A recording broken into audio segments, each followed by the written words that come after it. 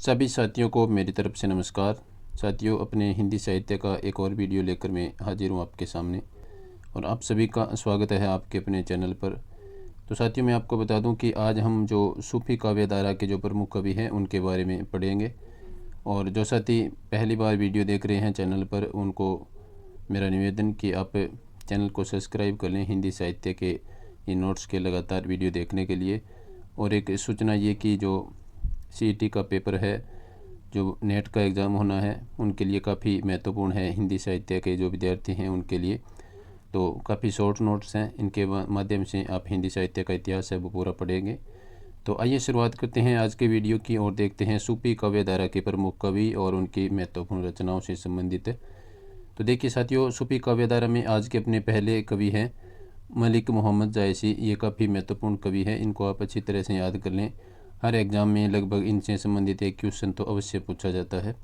तो साथियों, मलिक मोहम्मद जायसी का जो जन्म है वो जायस अमेठी में हुआ था, जो कि यूपी में स्थित है। और मलिक मोहम्मद जायसी के गुरु के यदि नाम की बात करें तो शेख मोहिद्दी या फिर मोहिउद्दीन इनके गुरु थे। ये दोनों एक ही व्यक्तित्व के नाम हैं। तो मलिक मोहम्मद जायसी के गुरु कौन थे? शेख मोहिद्दी या फिर इन्हें मोहिउद्दीन भी कहते हैं। इसके बाद में नेक्स्ट देखिए, जो मैंने नोट लगा करके लिखा है, मलिक मोहम्मद जायसी में रेखांकित शब्द है वो स्थान का बोध कराता है। यानी मलिक मोहम्मद जायसी यहाँ पर जो लिखा है, ये देख सकते हैं आप, जन्म स्थान में ये जायस लिखा है ये, तो फिर ये जन्म स्थान से संबंधित बोध कराता है या स्थान से संबंधित बोध है वो कराता है जायसी शब्द। इसके बाद में देखिए साथियों, इनकी जो महत्वपूर्ण रचनाएं हैं काफ़ी महत्वपूर्ण हैं। तो लगभग एक दो रचनाएं इनकी एग्ज़ाम में पूछी जाती है। तो देखिए, जो पद्मावत रचना है इनकी प्रमुख रचना, जो कि 1540 ईस्वी में लिखी गई थी, शेर शाह सूरी के समय की यह रचना है। इसके बाद में इनकी महत्वपूर्ण रचना है अखरावट, जो कि वर्णमाला संबंधी सूफी मतों का वर्णन है वो करती है। इसके बाद में है आखिरी कलाम। तो साथियों, आखिरी कलाम जो इनकी रचना है, इसमें प्रलय का वर्णन किया गया है और यह किसके समय की थी? बाबर के समय की रचना है। कौन सी? आखिरी कलाम। और पद्मावत है वो किसके समय की रचना है? शेर शाह सूरी के समय की रचना है।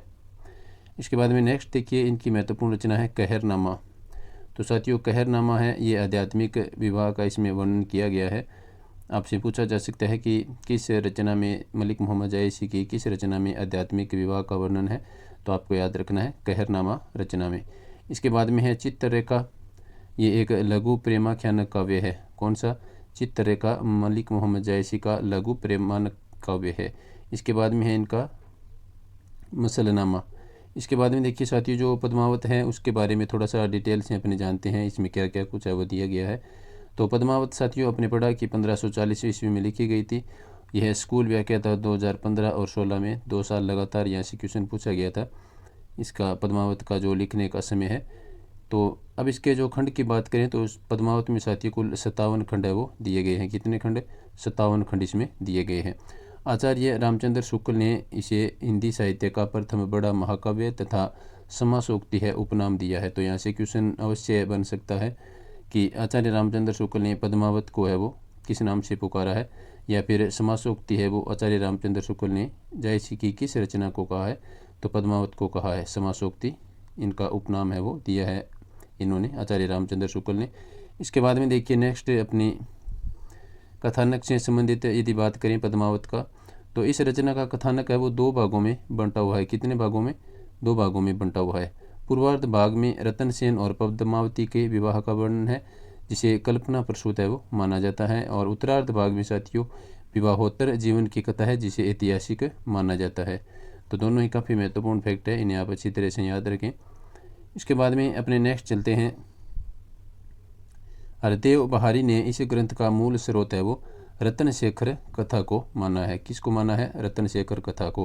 किन्होंने माना है? हरदेव बहारी ने। पद्मावत के इस ग्रंथ का मूल स्रोत है वो रतन शेखर कथा को मानते हैं। कौन? हरदेव बहारी।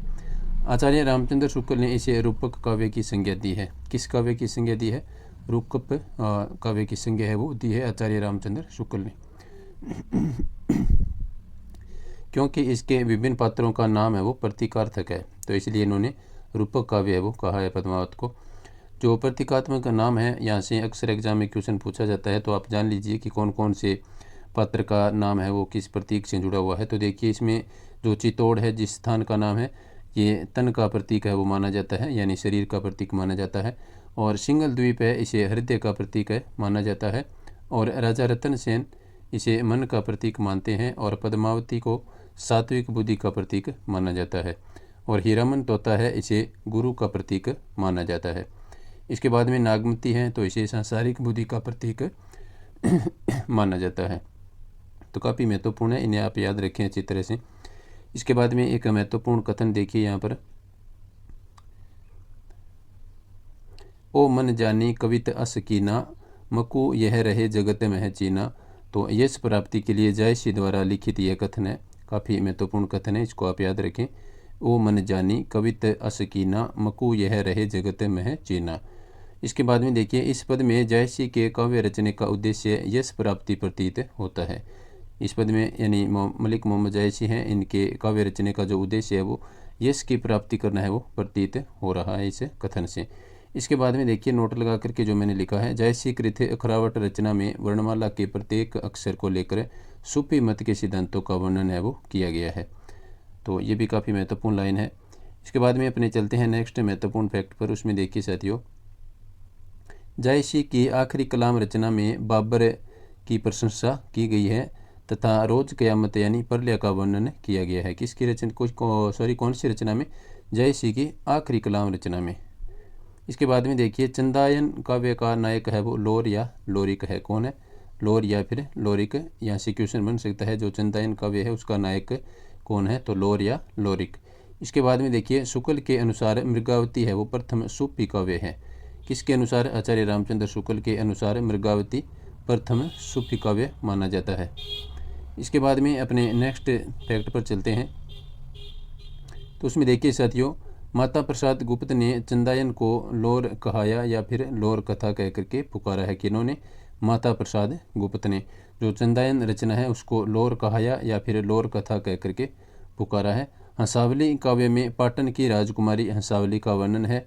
यह विक्रम बेताल की कथा पर आधारित है। कौन सा हंसावली काव्य है? वो विक्रम बेताल की कथा पर आधारित काव्य है। इसके बाद में नेक्स्ट देखिए, मृगावती काव्य में चंदर नगर के राजकुमार और कंचनपुर की राजकुमारी मृगावती का वर्णन किया गया है। किसमें? मृगावती काव्य में चंदर नगर के राजकुमार और कंचनपुर की राजकुमारी मृगावती का वर्णन किया गया है। इसके बाद में नेक्स्ट अपना फैक्ट देखिए, मृगावती के रचनाकार कुतुबन। कौन है मृगावती के रचनाकार? कुतुबन है, इसको आप याद रखें, महत्वपूर्ण तथ्य है ये। शेख बुरहानुद्दीन के शिष्य माने जाते हैं। कौन है? कुतुबन किन के शिष्य माने जाते हैं? शेख बुरहान के शिष्य माने जाते हैं। ये मृगावती के रचनाकार है कुतुबन, इसको आप अच्छी तरह से याद रखें। मधुमालती काव्य नायक मनोहर तथा नायिका मधुमालती है। यानी जो मधुमालती जो काव्य है उसका नायक कौन है? मनोहर, और नायिका मधुमालती है। नायक नायिका से अक्सर एग्जाम में क्वेश्चन पूछा जाता है कि इस काव्य के नायक कौन है, नायिका कौन है। तो ऐसे तथ्य हैं, उनको आप नोट कर लें और अच्छी तरह से याद रखें। इसके बाद में देखिए, मधुमालती हिंदी का प्रमुख प्रेमाख्यान काव्य माना जाता है। कौन सा? मधुमालती। ये हिंदी का प्रमुख प्रेमाख्यान काव्य माना जाता है। इसमें बहुपत्नीवाद का सर्वथा अभाव है। किसमें? मधुमालती काव्य में। इसके बाद में नेक्स्ट देखिए, इंद्रावती को रामचंद्र शुक्ल ने सूफी ग्रंथ परंपरा का अंतिम ग्रंथ माना है। तो प्रथम ग्रंथ किसे माना है, अंतिम ग्रंथ किसे माना है? आचार्य रामचंद्र शुक्ल ने। किसका? सूफी शाखा का। तो इन दोनों को आप एक जगह नोट करके दोनों को याद रखें अच्छी तरह से। इसके बाद में नेक्स्ट देखिए, इंद्रावती है वो सूफी परंपरा का आचार्य रामचंद्र शुक्ल ने अंतिम ग्रंथ है वो माना है। इसके बाद में अपने चलते हैं नेक्स्ट रचना पर। इंद्रावती में चौपाइयों के बाद दोहा छंद की जगह बरवे छंद का प्रयोग हुआ है। किसमें? इंद्रावती रचना में दोहा छंद के बाद में बरवे छंद का प्रयोग किया गया है। इसके बाद में नेक्स्ट अपना फैक्ट है, सत्यवती कथा का नायक ऋतुपर्ण तथा नायिका कौन है? सत्यवती। किस कथा का? सत्यवती कथा का नायक ऋतुपर्ण है और नायिका कौन है? सत्यवती। इसके बाद में नेक्स्ट देखिए, रामचंद्र शुक्ल ने सत्यवती कथा को भक्ति काल की किसी भी धारा में स्थान नहीं दिया है। इसके बाद में अपने नेक्स्ट महत्वपूर्ण फैक्ट पर चलते हैं। जानकवि ने 78 काव्यों की, कितने काव्यों की? 78 काव्यों की रचना की, जिनमें से 29 कौन से थे? प्रेमाख्यान काव्य थे। जानकवि ने कुल 78 काव्यों की रचना की और 29 इनके प्रेमाख्यान काव्य थे। इसके बाद में अपना नेक्स्ट फैक्ट है, जानकवि हिंदी में सर्वाधिक प्रेमाख्यान काव्य लिखने वाले कवि माने जाते हैं और कितने प्रेमाख्यानक थे? 29। इसके बाद में देखिए जान कवि के अधिकतर ग्रंथ है वो कथा शीर्षक से लिखे गए हैं। किस शीर्षक से? कथा शीर्षक से लिखे गए हैं। किन के अधिकतर ग्रंथ है? जान कवि के अधिकतर ग्रंथ।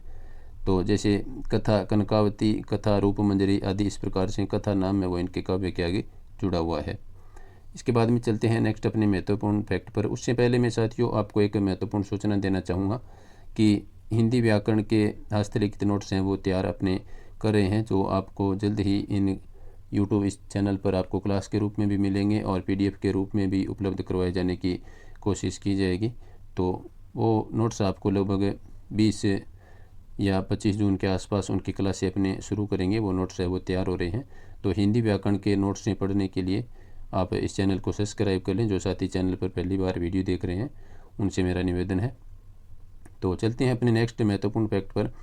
रामचंद्र शुक्ल ने सूफी काव्य धारा या फिर सूफी धारा का एकमात्र हिंदू कवि सूरदास नामक एक पंजाबी को माना है जो शाहजहाँ का समकालीन था। किसको माना है? आचार्य रामचंद्र शुक्ल ने सूफी धारा का एकमात्र हिंदू कवि सूरदास नामक एक पंजाबी को माना है जो शाहजहाँ के समकालीन थे। तो यहाँ से क्वेश्चन बन सकता है कि सूरदास है वो किन के समकालीन थे? तो ये शाहजहाँ के समकालीन थे। इसके बाद में देखिए सूरदास ने नल दमन की रचना की थी। नल दमन की रचना किन्होंने की थी? सूरदास ने की थी। इसके बाद में देखिए हिंदी मग पर पाँव न राख्यो क्या बहुत जो हिंदी वाक्यो। तो ये नूर मोहम्मद का कथन है, काफ़ी महत्वपूर्ण कथन है, पुराने पेपरों में ये पूछा गया है। हिंदी मग पर पाँव न राख्यो क्या बहुत जो हिंदी वाक्यो। तो इसके बाद में अपने नेक्स्ट जो अपने हिंदी साहित्य का पार्ट है वो नेक्स्ट वीडियो में पढ़ेंगे। आज का ये वीडियो अपना इतना ही रहने वाला है।